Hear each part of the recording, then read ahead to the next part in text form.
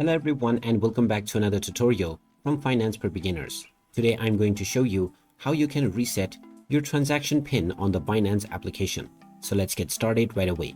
First of all, open up the Binance app on your device and make sure that you are logged in using your credentials. Once you are taken into the home page, in order to reset your forgotten transaction PIN, tap on the menu icon at the top left corner. Then tap on the arrow icon alongside your username and then go into security. Now within this page, click on the down arrow underneath password and then press the pay PIN option. Now this will take you into the menu where you can change your payment PIN. If you have forgotten your current PIN, tap on the forgot PIN option. You will now be allowed to set up your new PIN right away. Just enter your desired new PIN and press the confirm button, and you will now be asked to verify using your passkey or the authenticator app. After you provide the passkey or the code from the authenticator app, the payment PIN that you have just entered will now be set as your new payment PIN, and you can go back to this page as many times as you want in order to reset or change your PIN.